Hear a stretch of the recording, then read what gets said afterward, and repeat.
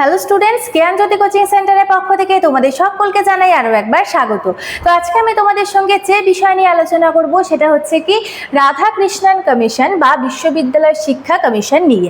তো এই বিষয় নিয়ে আলোচনা শুরু করার আগে তোমাদের একটি গুরুত্বপূর্ণ ইনফরমেশন দিয়ে রাখি। দেখো এখানে কিন্তু তোমাদের কোর্স ডিটেলস দেওয়া রয়েছে। তোমরা যারা KNU অর্থাৎ কাজী নজরুল ইউনিভার্সিটির অধীনস্থ বিভিন্ন কলেজগুলিতে মেজর এডুকেশন নিয়ে পড়াশোনা করছো, তোমাদের জন্য কিন্তু কি মেজর কোর্স ফি কত রাখা হয়েছে? 1199 টাকা রাখা হয়েছে। এবং কি তোমাদের মাইনর কোর্স ফি কত রাখা হয়েছে? 699 টাকা। এর মাধ্যমে কিন্তু তোমরা অনেক রকম সুযোগ সুবিধে পেয়ে যাচ্ছ। কি পাচ্ছ দেখো, এখানে কোর্স ডিটেলসে দেওয়াই রয়েছে। হাই কোয়ালিটি নোটস পাচ্ছ, লাইভ ক্লাসেস পাচ্ছ, রেকর্ডেড ক্লাসেস পাচ্ছ এবং কি পাচ্ছ 100% কমন সাজেশনস। তাহলে এই 1199 টাকার মাধ্যমে কিন্তু তোমরা এত কিছু সুযোগ সুবিধে পেয়ে যাচ্ছ এবং তাছাড়া কি পাচ্ছ 100% কমন সাজেশনস তোমরা আমাদের এখান থেকে পেয়ে যাচ্ছ।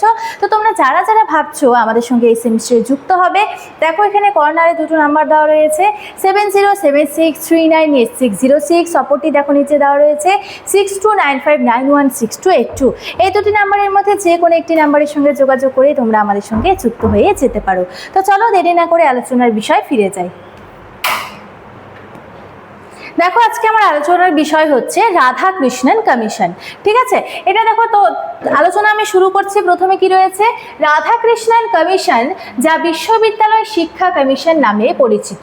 তাহলে কি প্রথমে একটি কোশ্চেন আমরা পেয়ে যাচ্ছি যে দেখো বিশ্ববিদ্যালয় শিক্ষা কমিশন এবং রাধাকৃষ্ণন কমিশন কিন্তু একটি কমিশন, একই বিষয়। ঠিক আছে, তাহলে কি বলেছে 1948 সালে ভারত সরকার গঠন করে থাকেন কি এই কমিশন, অর্থাৎ কোন কমিশন? রাধাকৃষ্ণন কমিশন। কমিশনের সভাপতি ছিলেন কে? এখানে সর্বপল্লী রাধাকৃষ্ণন, যাকে আমরা সকলেই চিনি। সর্বপল্লী রাধাকৃষ্ণন কিন্তু এই যে কমিশন আছে রাধাকৃষ্ণন কমিশন, এখানে কিন্তু সভাপতি ছিলেন। ঠিক আছে, সভাপতি ছিলেন। এবং কি বলেছে এখানে স্বাধীনতার পর ভারতের উচ্চশিক্ষার অবস্থা পর্যালোচনা এবং তার উন্নয়নের জন্য একটি কমিশন গঠিত হয়। 1949 সালে কমিশন তার প্রতিবেদন জমা দেয়। কত সালে? 1949 সালে কিন্তু প্রতিবেদন জমা দেয়। এরপরে কি রয়েছে? কমিশনের প্রধান উদ্দেশ্য কি ছিল? কমিশনের প্রধান উদ্দেশ্য ছিল বিশ্ববিদ্যালয় শিক্ষার মান উন্নয়ন করা, অর্থাৎ বিশ্ববিদ্যালয়গুলি যে রয়েছে তার যে শিক্ষার মান, ঠিক আছে, শিক্ষার যে বিভিন্ন সমস্যা সেগুলিকে দূর করা এবং মান উন্নয়ন করা কিন্তু এর মূল লক্ষ্য বা উদ্দেশ্যের মধ্যে পড়ে। এরপরে কি রয়েছে? শিক্ষার উদ্দেশ্য নির্ধারণ এবং কি জাতীয় উন্নয়নে উপযোগী উচ্চশিক্ষা ব্যবস্থা গড়ে তোলা কিন্তু এর মূল উদ্দেশ্য ছিল। কমিশন বিশ্ববিদ্যালয় শিক্ষাকে গণতন্ত্র, মানবতাবাদ, নৈতিক মূল্যবোধ ও জাতীয় ঐক্যের ভিত্তিতে পরিচালনার সুপারিশ করে থাকেন।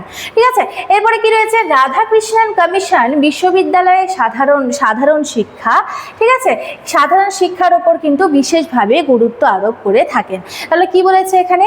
এই যে রাধাকৃষ্ণন কমিশন বা হচ্ছে কি বিশ্ববিদ্যালয় শিক্ষা কমিশন, দেখো এটা কিন্তু তোমরা মনে রাখবে যে বিশ্ববিদ্যালয় যে শিক্ষা ব্যবস্থা তার মান উন্নয়ন করার জন্যই কিন্তু রাধাকৃষ্ণন কমিশন কিন্তু গঠিত হয়েছিল, যাকে কিন্তু বিশ্ববিদ্যালয় শিক্ষা কমিশনও বলা হয়ে থাকে।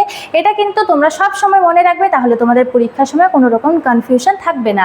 ঠিক আছে, তাহলে কি বলেছে এখানে? কি বলেছে? রাধাকৃষ্ণন কমিশন বিশ্ববিদ্যালয় সাধারণ শিক্ষা অর্থাৎ কি জেনারেল এডুকেশন যে রয়েছে এর ওপর কিন্তু বিশেষভাবে গুরুত্ব দিয়েছে, অর্থাৎ প্রত্যেকটা বিষয়ের ক্ষেত্রে কিন্তু বিশেষভাবে গুরুত্ব দিয়েছে। এটি শিক্ষার মনোন্নয়নের জন্য যোগ্য শিক্ষক নিয়োগ, তারপরে কি উন্নত বেতন কাঠামো এবং কি গবেষণার সুযোগ বৃদ্ধির সুপারিশ করেছে।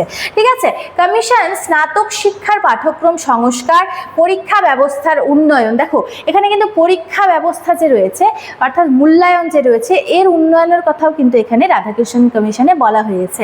ঠিক আছে, তো এবং কি করেছে? ছাত্র কল্যাণমূলক কার্যক্রম বা হচ্ছে কাজকর্ম যে রয়েছে সেটা কিন্তু সম্প্রসারণের কথাও কিন্তু বলে থাকেন এই কমিশন। কোন কমিশন? বিশ্ববিদ্যালয় শিক্ষা কমিশন বা রাধাকৃষ্ণন কমিশন। এরপর দেখো কি রয়েছে?